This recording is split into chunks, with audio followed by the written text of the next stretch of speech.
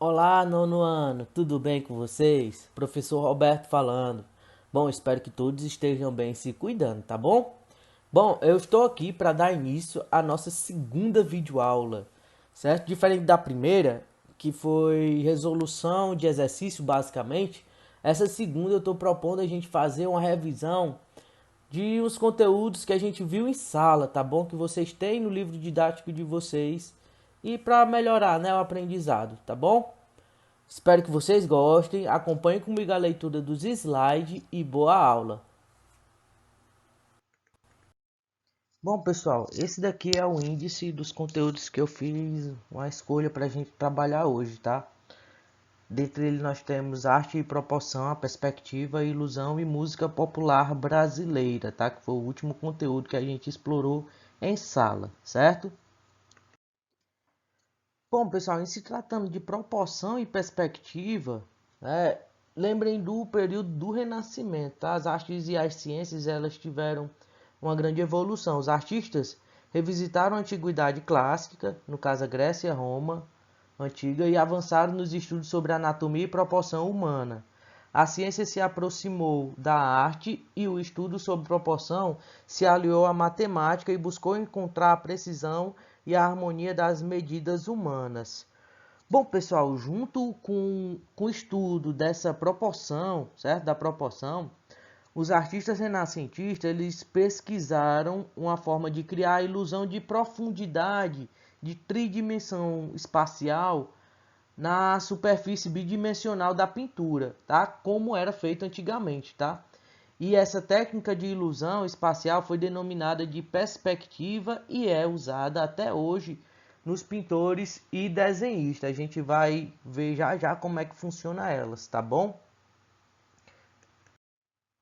Falando de arte e proporção, né? Nós temos aqui um exemplo do homem vitruriano, né? Que é o símbolo da simetria básica do corpo humano. O que é algo simétrico? Algo simétrico é exatamente igual, tá? Nas duas partes. Se você passar uma linha aqui, vixe que linha torta. Mas vocês entenderam, tá? Tem uma linha aqui no meio. Então, essa parte aqui, ela tem que ser igual a essa. Se for, então eu digo que houve simetria, tá bom? Então, analisa as proporções humanas baseando-se nos escritos de Vitruvius, tá? Quando fala de proporção, tá? Nós temos aqui um exemplo da, da imagem da Mona Lisa do Da Vinci, tá? Tá uma proporção geralmente que a gente conhece, tá? Mas olha aqui a segunda. Essa segunda produção, né, Mona Lisa de Fernando Botelho, tá? De 1977, ele deu uma nova proposta para o quadro, tá? Eu digo que houve intertextualidade, mas com outra proporção, tá bom? Só para identificar.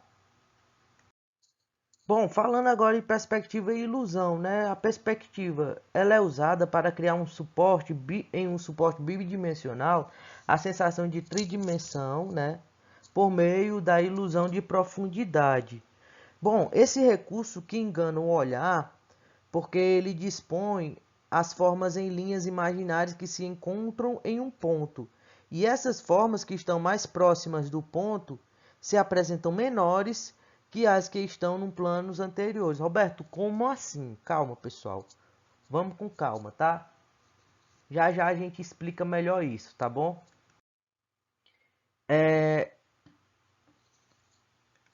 Olhem aqui, tá? Nós temos a linha do horizonte aqui no final, tá bom?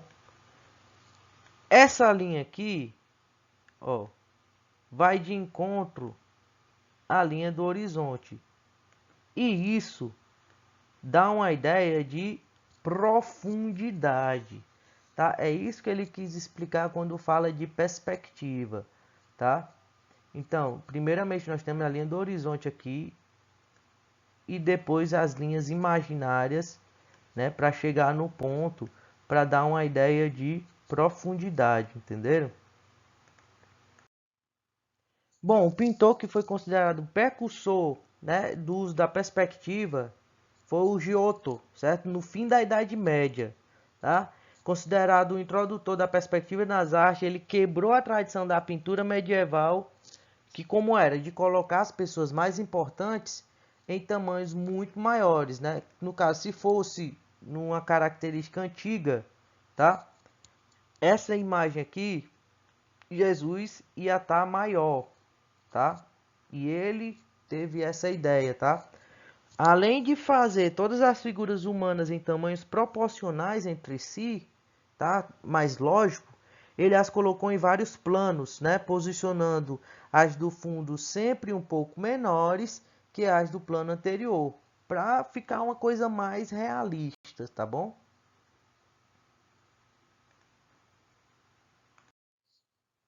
Resumindo, pessoal, no Renascimento, tá?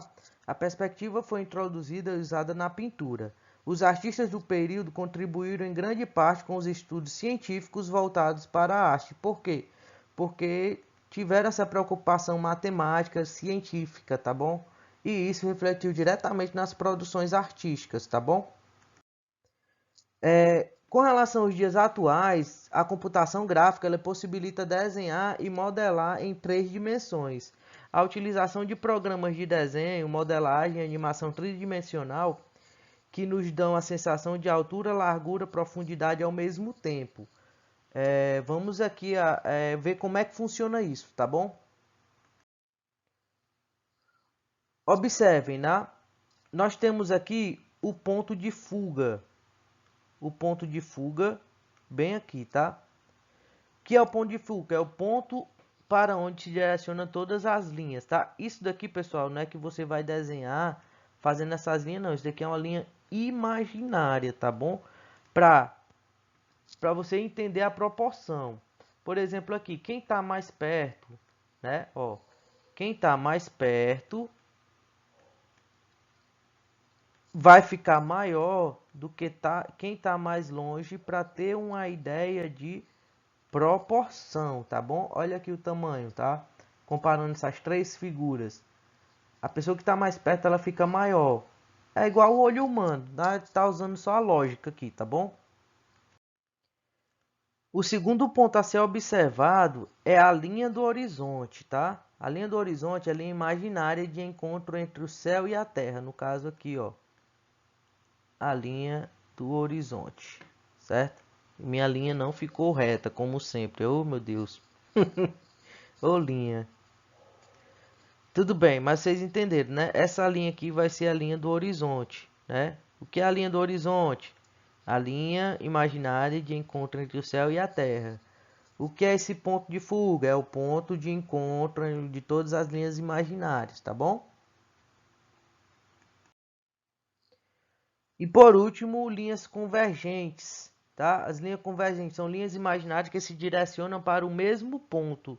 No caso do desenho em perspectiva, elas irão se direcionar para o ponto de fuga. Então, todas essas linhas aqui que dão a ideia de profundidade são consideradas linhas convergentes, tá? É a partir delas que a gente tem a noção de tamanho, de altura dentro do desenho, tá bom? Acho que é maiorzinho. Que é maior ainda. Tá dando para entender?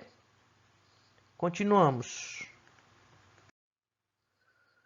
Primeiro plano, né? Campo da imagem que está mais próximo ao observador. Então, primeiro plano é essa parte aqui, tá? No caso, essa mulher aqui está no primeiro plano.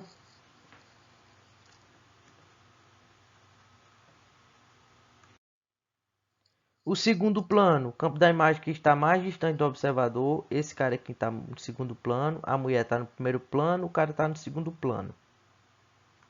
Bom, pessoal, acompanhe agora essa imagem que vai explicar mais ilustrativamente, né, como funciona a perspectiva, tá bom?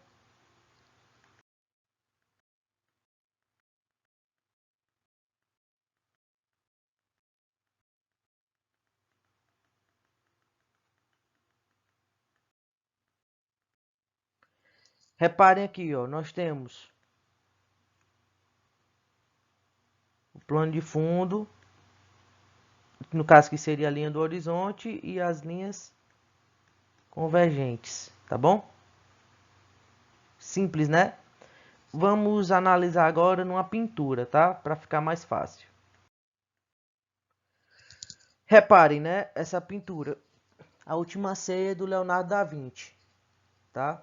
Então, como é que fica a ideia da perspectiva nessa pintura em específico?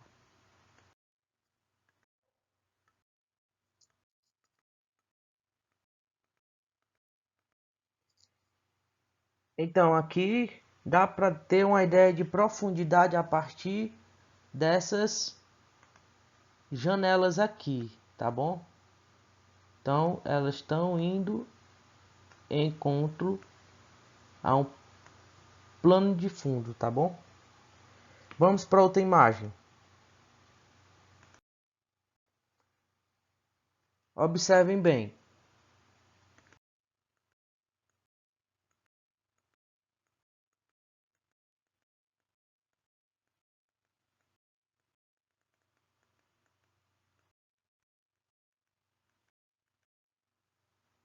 Pronto, a partir dessas linhas, né, dá pra gente agora ter uma ideia de perspectiva dentro dessas imagens, tá bom? Então sigamos nossa aula para o próximo assunto, certo? Que nós vamos falar de música popular brasileira, certo? Então, a música popular brasileira, ela teve uma origem, né, nas danças portuguesas e a miscigenação cultural, tá, entre os portugueses, os africanos, né, e os indígenas. Nós podemos separar, né, a música popular brasileira, século XVIII, ganha força nas cidades, canto e instrumentos indígenas, mesclam a sonoridade africana e elementos harmônicos europeus, e até chegar século XVIII e XIX, a modinha e o ludu marcaram a música popular brasileira nesses séculos, tá bom? No século XIX, né, nós temos família real portuguesa que se instalou em Rio de Janeiro, instrumentos como piano e a herança como as danças europeias e os gêneros musicais, né, valsa, quadrilha. Músicos brasileiros se familiarizam com os instrumentos europeus. Então, nós temos aqui o início do choro, tá? Ou chorinho, tá? Tá aí uma imagem para representar o choro, chorinho. Na década de 30, pessoal, nós temos aqui a Aquarela do Brasil do Ari Barroso, que foi um difusor que ajudou a popularizar cada vez mais a nossa música, certo? Então vamos dar uma escutada no Ari Barroso.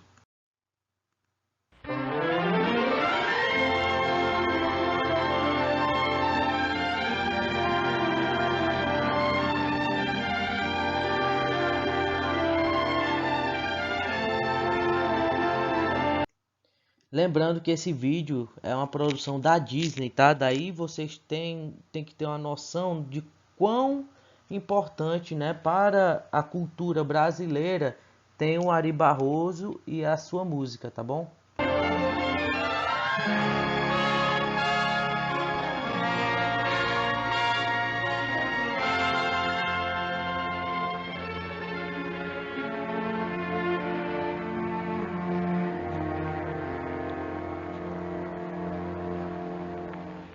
Brasil, é o Brasil brasileiro, é o mulato insoneiro, vou cantar-te nos meus versos. O Brasil samba que dá bamboleio, que faz gingar. O Brasil do meu amor, terra de Nosso Senhor. Brasil, Brasil, pra mim, pra mim.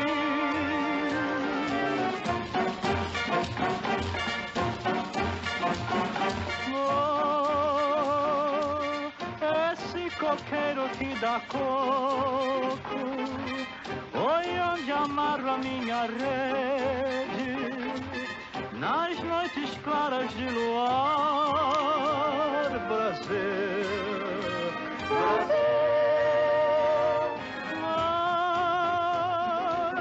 Foi essas fontes murmurantes,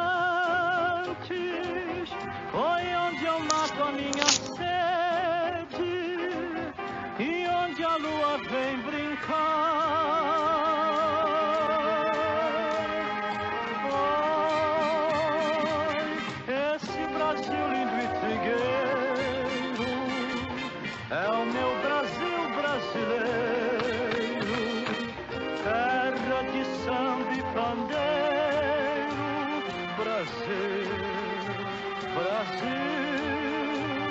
pra mim, pra mim.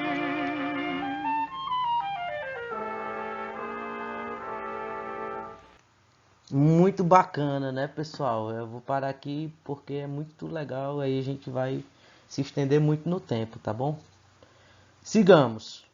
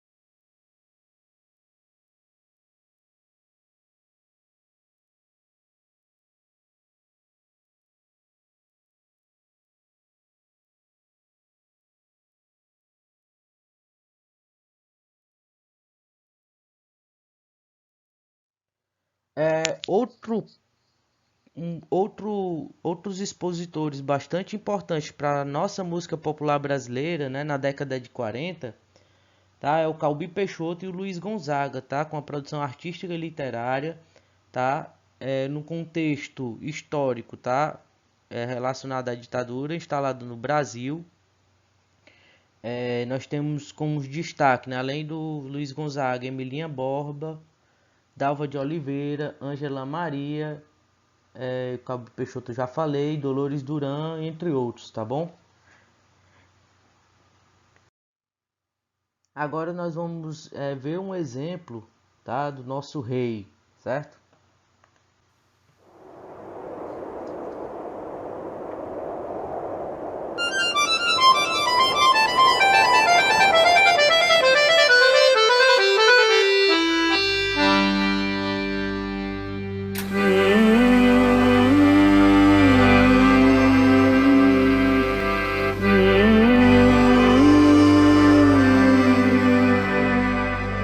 Quando olhei a terra ardente, qual fogueira de São João, eu perguntei a Deus do céu, por que tamanha judiação?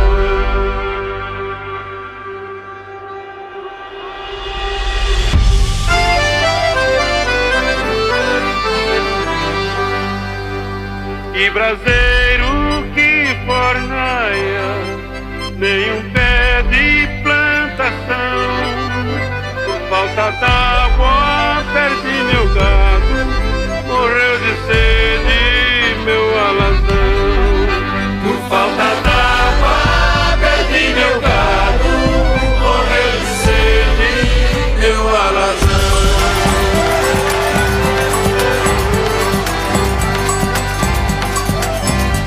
Até mesmo massa branca bateu asas no sertão. Então eu disse adeus, Rosinha, guarda contigo meu coração. Então eu disse adeus, Rosinha, guarda contigo meu coração. Eita, forrozão gostoso, hein? Então sigamos, viu, pessoal?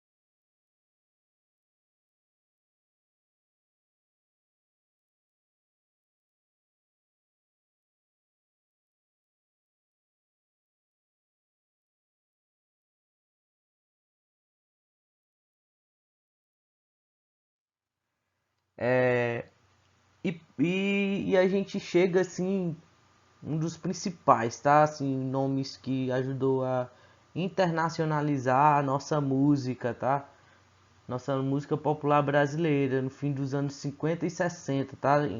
Iniciamos já a bossa nova, tá? Com influência do samba e do jazz, que é um movimento musical com estilo suave e sofisticado. Então nós temos Tom Jobim, João Gilberto, Nara Leão, por aí vai, tá bom?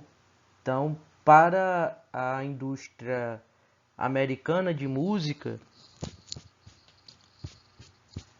o que representava bem o Brasil, né, era a bossa nova, que é um ritmo novo, né, criado pelo Tom Jobim, certo?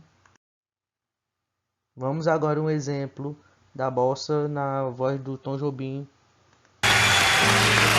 30 anos depois, João e Tom fazem eterno o que ainda é tão moderno.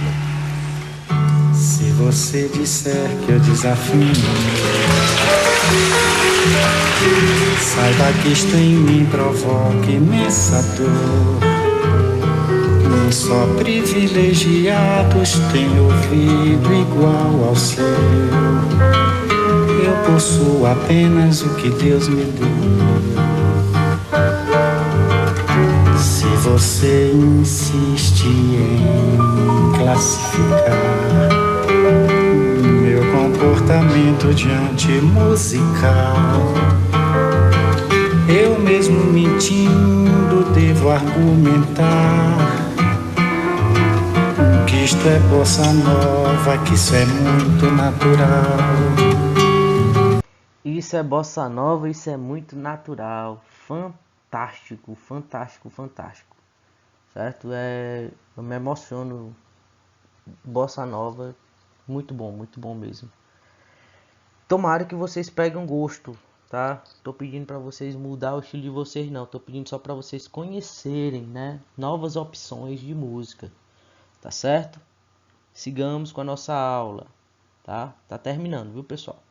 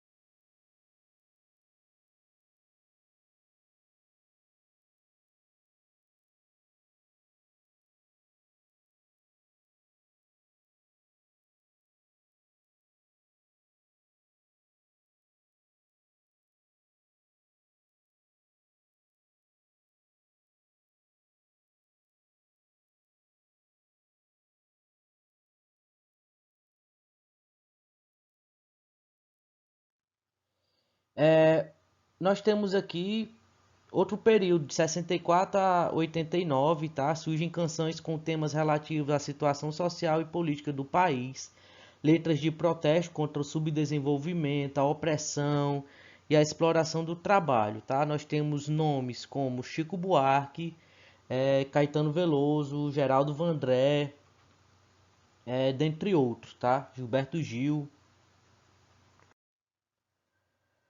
E na década de 80, as bandas de rock nacionais, tá? Composições de diversas letras bem-humoradas, músicas de denúncia social e política, composições leves e despretensiosas. Então nós temos aqui Titãs, Legião Urbana, Plebe Rude, Ira, né? E dentre outras bandas que marcaram esse período, tá bom?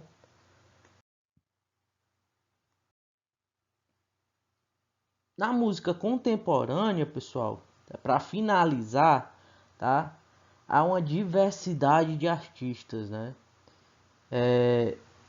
O Chico Science e a Nação Zumbi começaram, né? E os MCs, né? O MC da Irracionais tiveram um papel crucial nesse início, tá? Hoje em dia, MC, Kevinho, não sei o que, mais lá, né? Infinidade.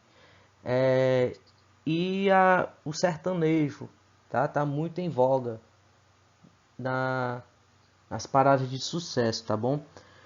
Música erudita nacional, nós temos Lobo de Mesquita, José Maurício Nunes Garcia, Heitor Villa-Lobos e Carlos Gomes. Isso a música erudita, lembrando que música erudita é aquela de estudo, tá? Da academia, certo? Diferente da música popular, tá bom? Que é diferente também da música folclórica, tá? Que é passar de geração em geração. Então, nós trabalhamos aqui hoje a música popular, tá certo? Bom, pessoal, aqui eu finalizo. Espero que vocês tenham gostado, tá, da aula. Forte abraço e até mais.